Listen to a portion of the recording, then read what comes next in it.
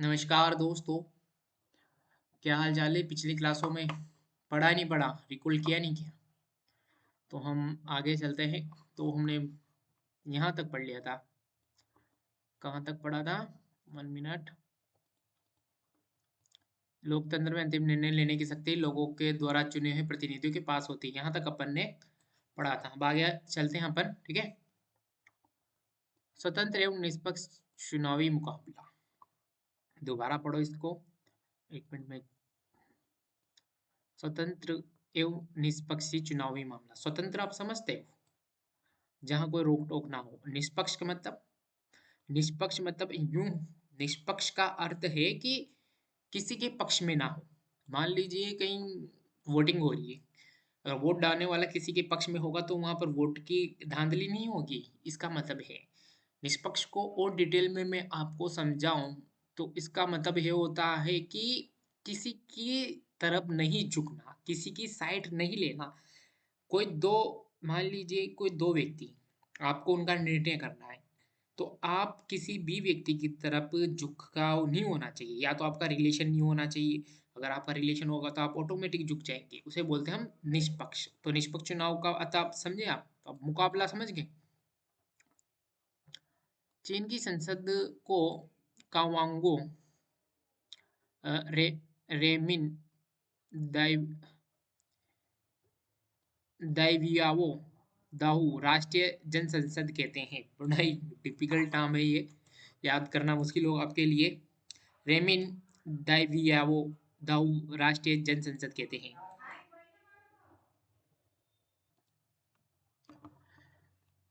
चीन की, कहा गया, चीन की संसद के प्रति 5 साल बाद नियमित रूप से चुनाव होते हैं। इस संसद को देश का राष्ट्रपति नियुक्ति करने का अधिकार है। इसमें पूरे चीन से करीब 3,000 सदस्य आते हैं।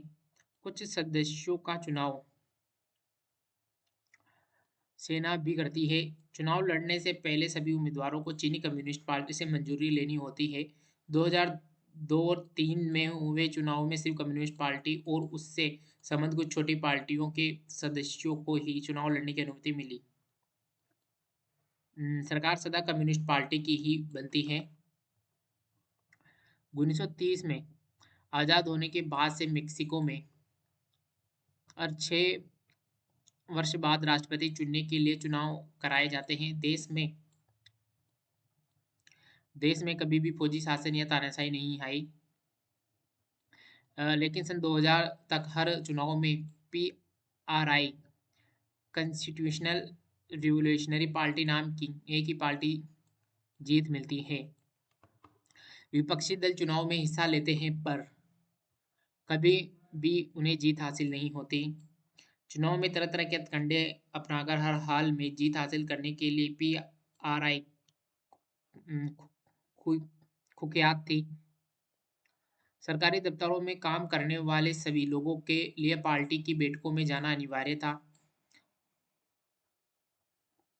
सरकारी स्कूलों के अध्यापक अपने छात्र छात्राओं के माँ बाप से पीआरआई के लिए वोट देने को कहते थे। मीडिया भी जब तब विपक्षी दलों की आलोचना के अलावा उनकी गतिविधियों को नजरअंदाज ही करती थी। कई बार एकदम अंतिम क्षणों में मतदान केंद्रों को जगह से हटाकर दूसरी जगह कर दिया जाता था, जिससे अनेक लोग वोट नहीं डाल पाते थे। पीआरआई अपने उम्मीदवारों के चुनाव अभियान पर काफी पैसा खर्च करती थी।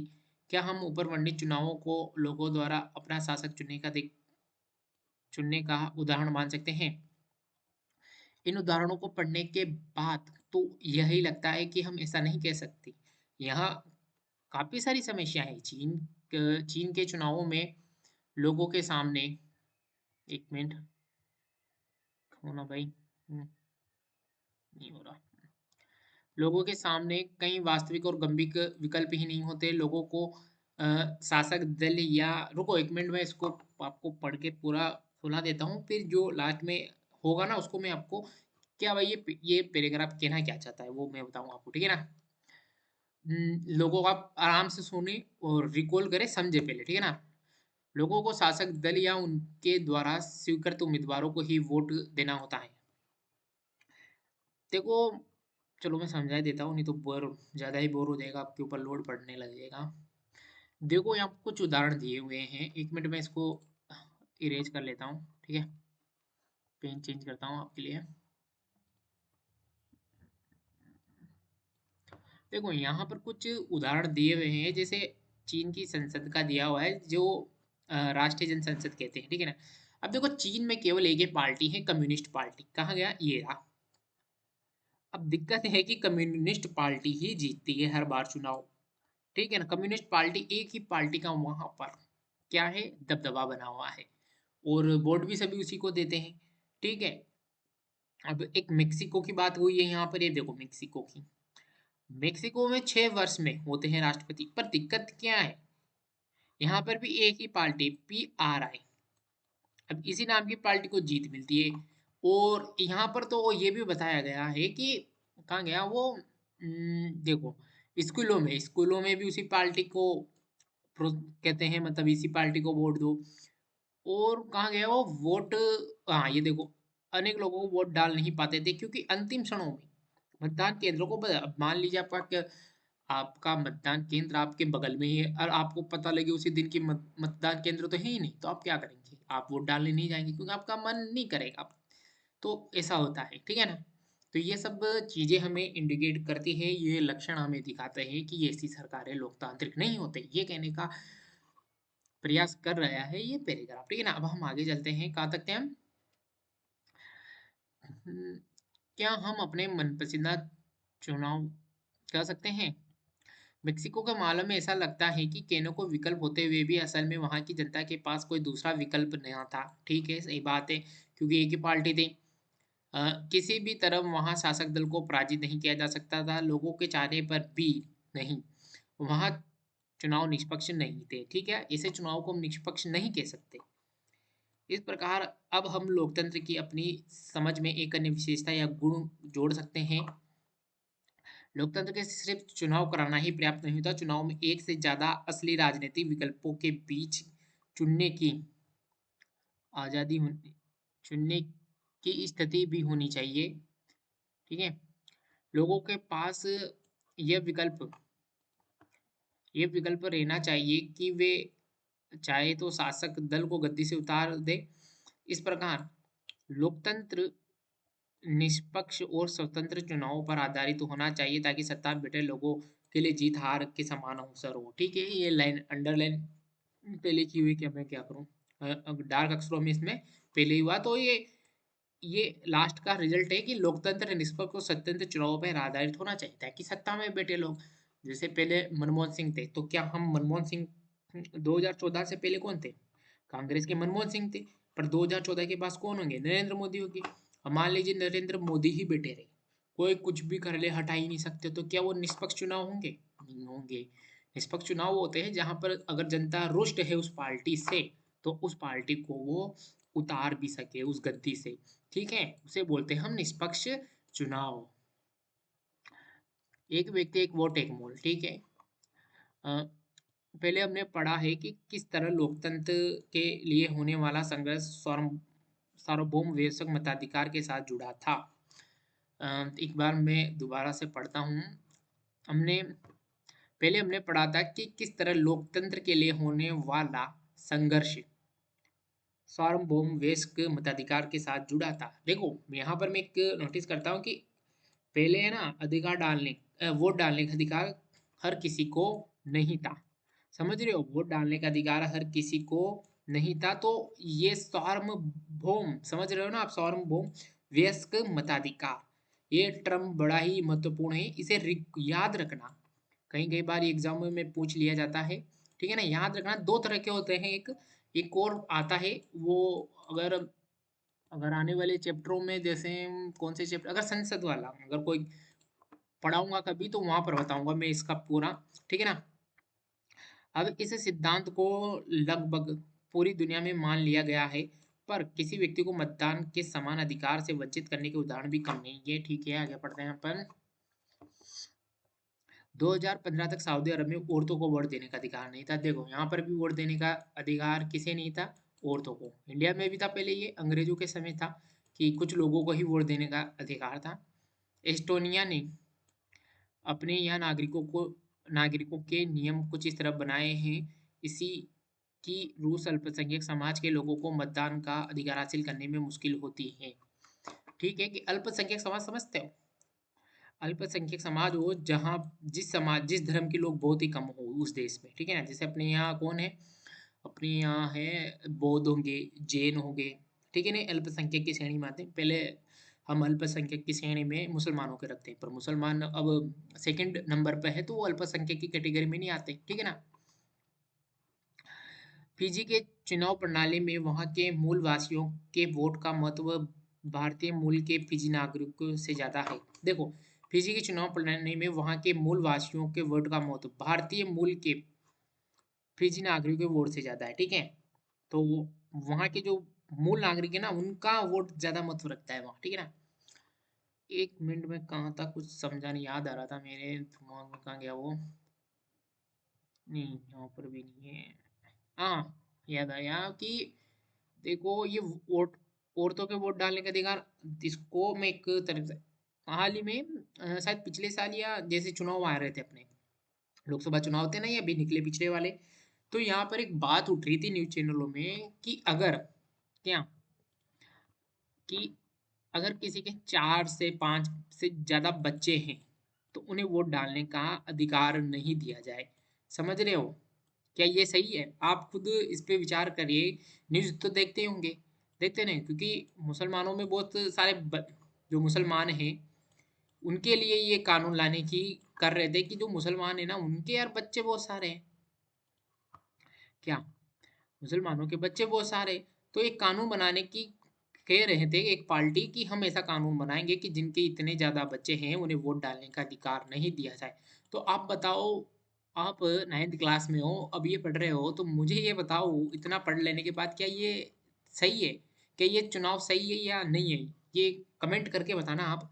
ठीक है, फिर मैं कमेंट कर दूंगा अगर मुझे कोई अच्छा लगेगा कि हाँ भाई ये सही है। ठीक है, अब आगे चलते हैं।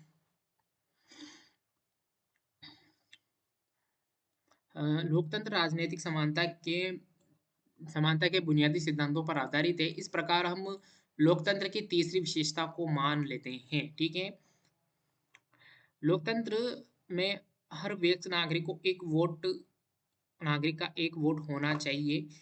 हर वोट का समान मूल्य होना चाहिए। देखो, अगर मान लीजिए अगर कोई वो दो व्यक्ति हैं, एक व्यक्ति अमीर है, एक व्यक्ति गरीब है, अगर अमीर व्यक्ति के वोट को ज्यादा महत्व दिया जाता है तो वो लोकतांत्रिक नहीं माना जाएगा। ठीक है, मान लीजिए उम, उम, बराबर वोट, जैसे मेरे को एक रिकॉल करता हूँ कुछ एग्जांपल आपके लिए।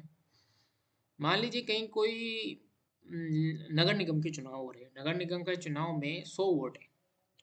100 वोटों में से अगर अमीर व्यक्ति 20 वोट भी डाल देते हैं तो फिर भी वो जो प्रति खड़ा हुआ है ना वहां पर नेता, अगर वो जीत जाता है मेरे को, और गरीब व्यक्ति वहीं 60 वोट डालते हैं फिर भी वो वाला प्रतिनिधि जिसको वो 60 वोट देते वो नहीं जीतता, तो इसका मतलब ये है कि वहां पर लोकतंत्र नहीं है।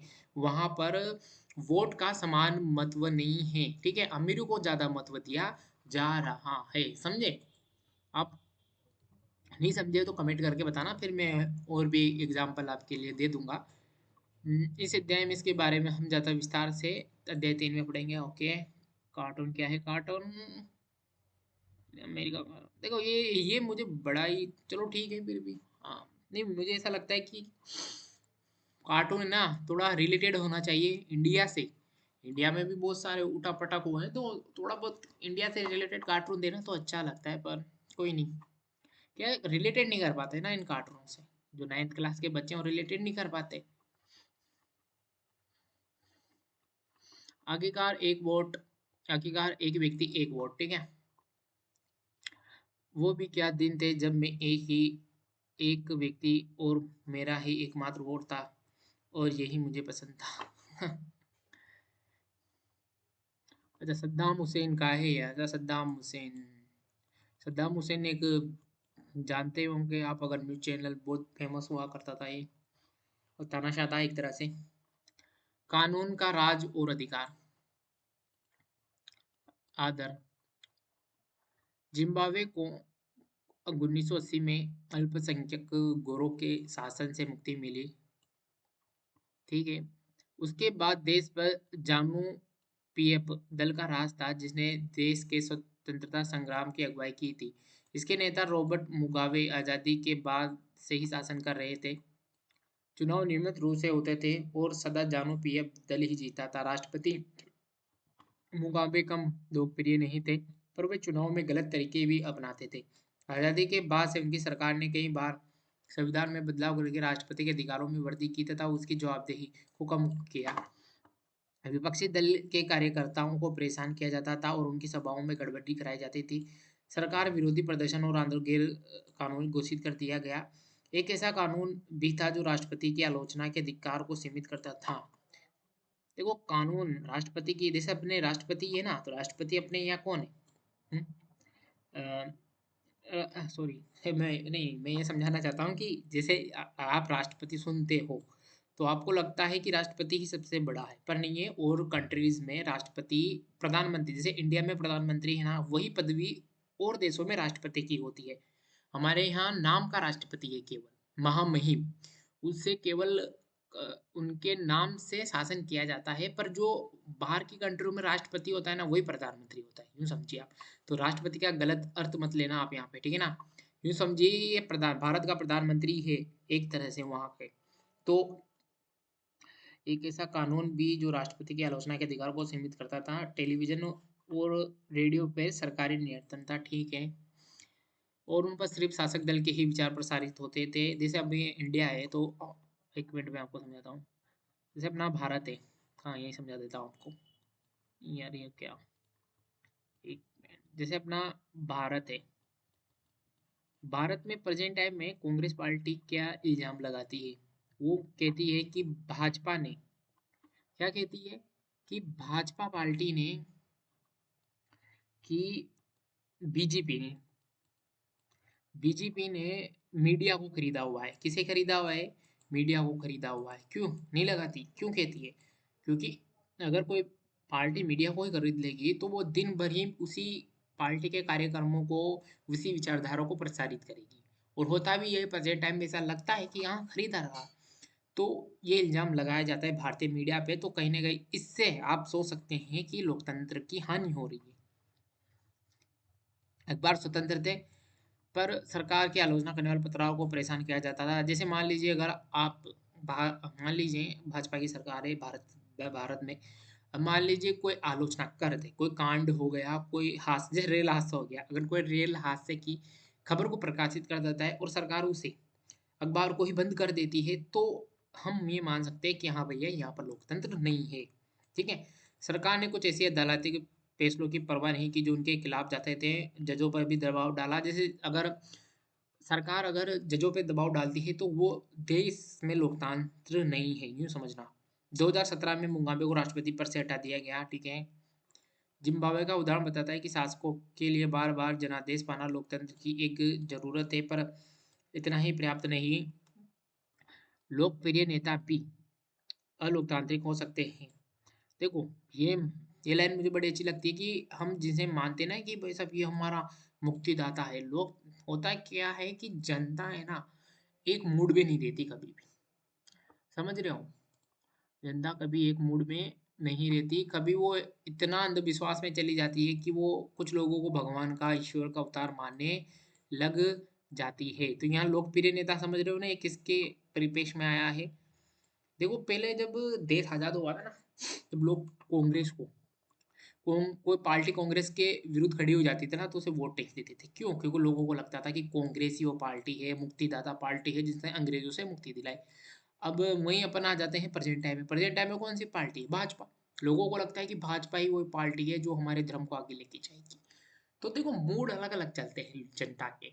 अगर ये मूड कैसे होंगे लोगों के अंदर, ये एजुकेशन से होते हैं। एजुकेशन हमें सोचना सिखाती है कि हमें किस वे में सोचना है, किस वे में हमारे विचार होने चाहिए, जिससे हमें बेनिफिट मिले ज़्यादा से ज़्यादा और हमारी तरक्की हो।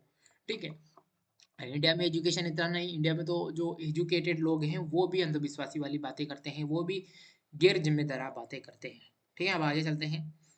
वे तानाशाह हो सकते हैं। अगर हम लोकतंत्र को परखना चाहते हैं तो चुनाव पर नजर डालना जरूरी है, पर उतना ही जरूरी है कि चुनावों के पहले और बाद की स्थिति पर नजर डाली जाए। चुनाव के पहले सत्ता पक्ष के विरोधी समूहों के कामकाजी समेत सभी तरह की राजनीतिक गतिविधियों के लिए पर्याप्त गुंजाइश रहनी चाहिए।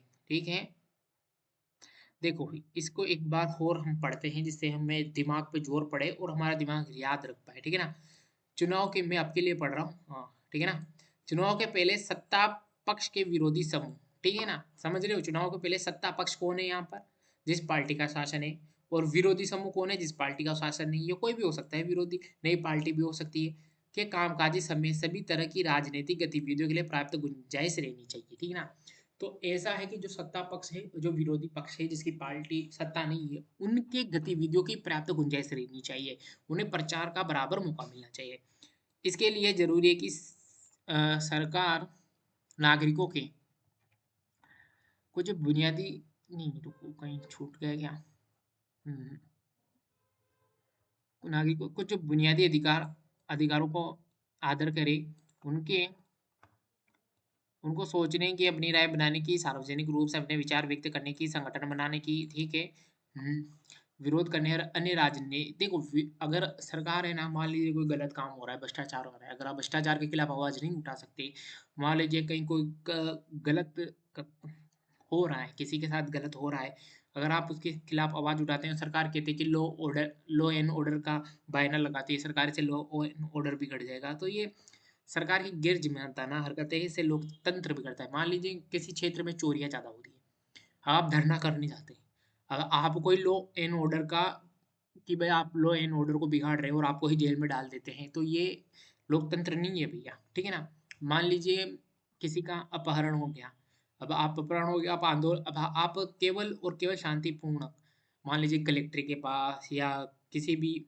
जो भी पुलिस थाना या कोई भी विभाग है जिसके सामने आप मार्च निकाल रहे हैं, और सरकार आपको, जो भी नेता होता है या कहें अपन, जो प्रमुख होता है जो निकाल रहा है, और उसको पुलिस धर लेती है कि आप लॉ एंड ऑर्डर को बिगाड़ रहे हैं, तो ये लोकतंत्र नहीं है। ठीक है ना, तो विचार व्यक्त करने की आज़ादी होनी चाहिए, विरोध करने और अन्य राजनीतिक गतिविधि करने की स्वतंत्रता होनी चाहिए, कानून की नज़र में सभी लोगों की समानता होनी चाहिए, इन अधिकारों की रक्षा स्वतंत्र न्यायपालिका को करनी चाहिए। देखो स्वतंत्र न्यायपालिका क्यों लिखा जाता है, याद है, अगर न्यायपालिका स्वतंत्र न्यायपालिका क्यों, भारत में है स्वतंत्र न्यायपालिका, पर कभी कभी देखने को ऐसा मिलता है कि प्रधानमंत्री उस पर स्वतंत्र न्यायपालिका को दबाने का प्रयास करता है, और कभी कभी हमें देखने को मिलता है कि कार्यपालिका न्यायपालिका पर दबाव डालती है, भारत में ऐसा मिलता है कभी कभी, पर भारत में है स्वतंत्र न्यायपालिका, जजों के ऊपर कोई ऐसा नहीं है, वो तो फिर बात की बात है, जिसके आदेशों का पालन सभी लोग करते हैं। इन अधिकारों के बारे में हम अंदर विस्तार से 5 में पढ़ेंगे। ठीक है ना, इस प्रकार कुछ दूसरी शर्तें हैं जो चुनावों के बाद सरकार चलाने के तौर तरीकों पर लागू होती है। एक लोकतांत्रिक सरकार सिर्फ इस कारण से मनमानी नहीं कर सकती कि उसने चुनाव जीता है, ठीक है, नहीं कर सकती भाई, तुमने चुनाव जीता है, ठीक है, जनता ने तुम्हें बहुमत दिया है, उसे भी कुछ बुनियादी तौर तरीकों का पालन करना होता है, खास तौर से उसे अल्पमत वाले समूह को दी गई कुछ गारंटियों का आदर करना होता है, और प्रमुख फैसला लंबे विचार विमर्श के बाद लेना होता है, अल्प अधिकारी को उस पद के साथ जुड़े अधिकार और जिम्मेदारियां संविधान द्वारा दी जाती है। ठीक है,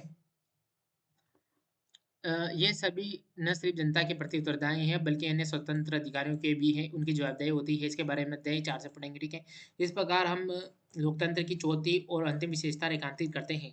एक लोकतांत्रिक सरकार संवैधानिक कानूनों और नागरिकों नागरिक अधिकारों द्वारा किसी लक्ष्मण रेखाओं के भीतर ही काम करते। एक मिनट रुकना, कलर चेंज करता हूँ, नहीं ये नहीं,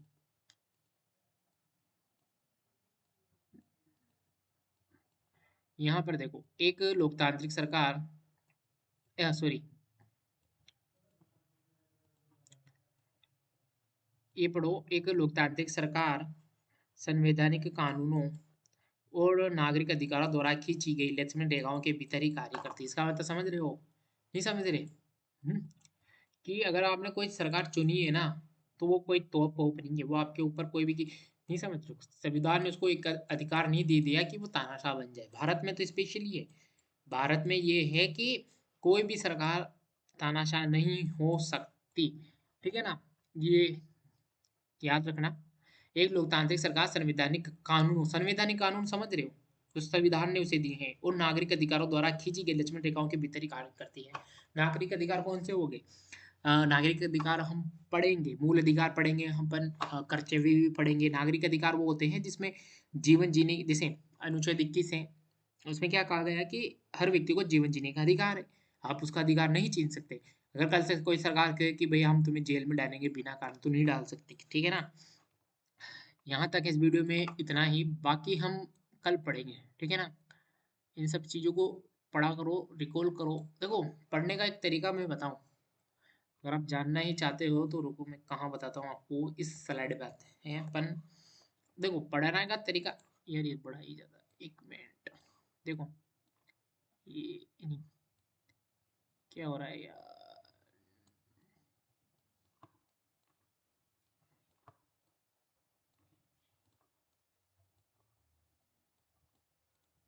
एक मिनट रुको, इधर आओ। देखो, पढ़ने का तरीका मैं बताऊँ कैसे पढ़ते हैं। अगर आपको पढ़ना नहीं आता तो ये वीडियो आपके लिए ही है। पढ़ना कैसे? देखो, पढ़ना है ऐसे जैसे मैंने अभी ये एक चैप्टर पढ़ाया, बुक होगी आपके पास, होगी नहीं होगी, ये बताओ पहले। मैंने, हो ना, मैंने जो पढ़ाया, जो समझाया, समझ में आया नहीं आया, आया। अब जाओ दोबारा खुद पढ़ो। अब खुद पढ़ो, जब तक तुम खुद नहीं पढ़ोगे, मैंने समझा दिया हर एक। जो भी समझ में नहीं आया ना, कमेंट में कर दो, मैं उसे दोबारा अ, अगले चैप्टर में, अगले लेक्चर में दोबारा उसको पढ़ा दूंगा, ठीक है ना। अब आप पढ़ रहे हो, देखो आपने पढ़ लिया, ऐसा नहीं है कि एक मैंने जो पूरा पढ़ा है ना उसको आप याद नहीं कर सकते एक साथ।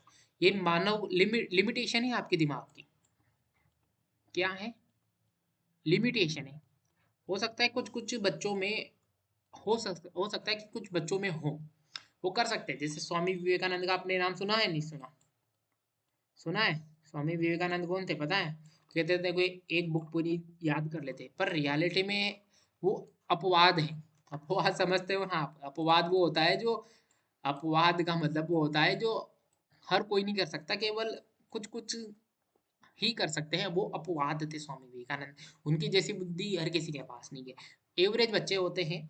और कभी कभी ऐसे ही नहीं है कि स्वामी विवेकानंद ही है, पूरे विश्व में ऐसे बहुत सारे अभी भी प्रेजेंट टाइम में, अगर आप गूगल कर, यूट्यूब पे सर्च कर लेना कि सुपर पावर स्किल्स, तो ऐसे बहुत सारे प्रोग्राम मिल जाएंगे जहां पर लोगों के पास ऐसी ऐसी स्किल्स हैं जो ऐसा लगता है कि सुपर पावर। एक व्यक्ति तो ऐसा है कि वो किसी चीज को देख लेता है तो हू बहू ड्रॉ कर देता है, चित्र बना देता है।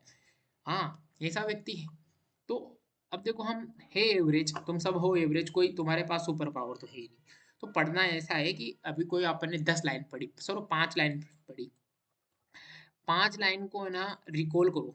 5 लाइन पढ़ ली, तुम्हें समझ में आएगा कि हमने 5 लाइन पढ़ी।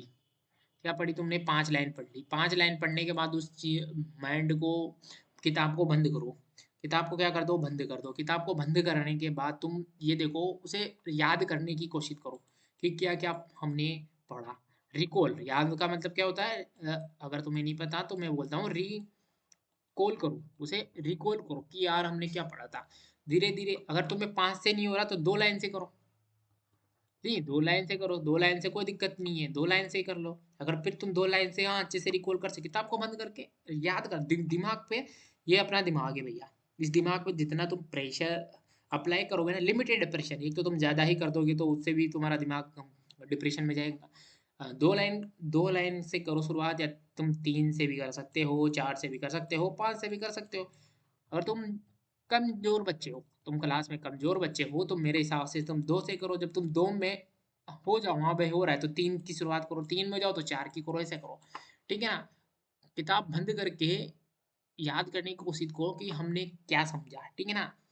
फिर उसे अगर तुम चाहो तो अगले दिन फिर और रिकॉल करना। अगर फिर और तुम हो जाओ तो उसे लिखना, फिर बिना देखे लिखना। अब देखो, बिना देख के ही लिखना है, देख देख के लिखना मत।